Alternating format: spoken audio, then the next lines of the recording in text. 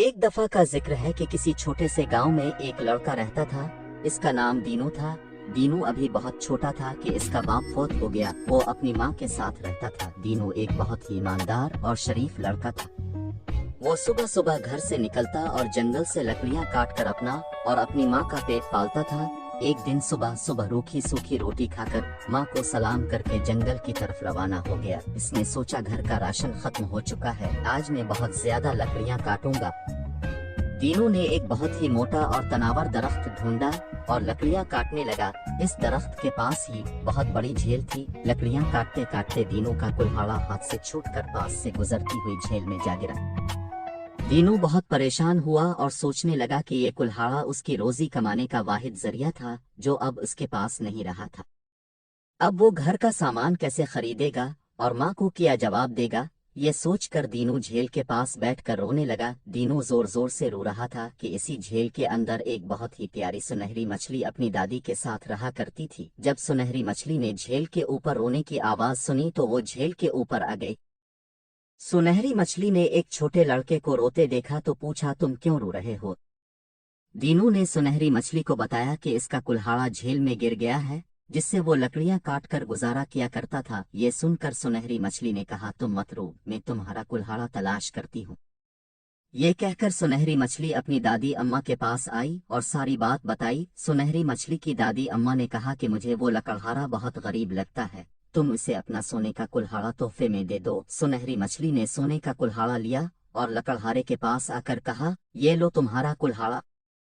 दीनू ने जब अपने लोहे के कुल्हाड़े की बजाय सोने का कुल्हाड़ा देखा तो उसने कहा, ये मेरा कुल्हाड़ा नहीं है, मेरा कुल्हाड़ा तो लोहे का था।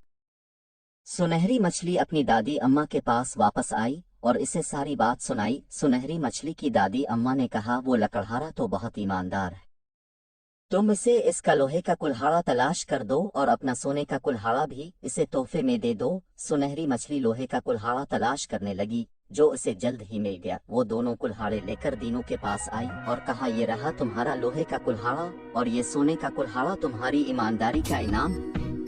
दीनू दोनों कुल्हाड़े लेकर बहुत खुश हुआ और सुनहरी मछली का शुक्रिया अदा किया। घर वापस आकर दीनू ने सारा वाकया अपनी माँ को सुनाया। इसकी माँ बहुत खुश हुई। दीनू ने इस सोने के कुल्हाड़े से एक लकड़ी काटी। जैसे ही दीनू ने सोने का कुल्हाड़ा लकड़ी पर मारा वो सोने की बन गई। दीनू बहुत हैरान हुआ, जहाँ भी वो सोने का कुल्हाड़ा मारता वो चीज सोने की बन जाती। इस तरह देखते ही देखते सारा घर सोने में तब्दील हो गया। दीनू और उसकी माँ बहुत खुश हुए और ये सब दीनू की ईमानदारी का इनाम था। दीनू के हमसाए में एक बहुत ही मगरूर और लालची औरत और उसका बेटा रहते थे।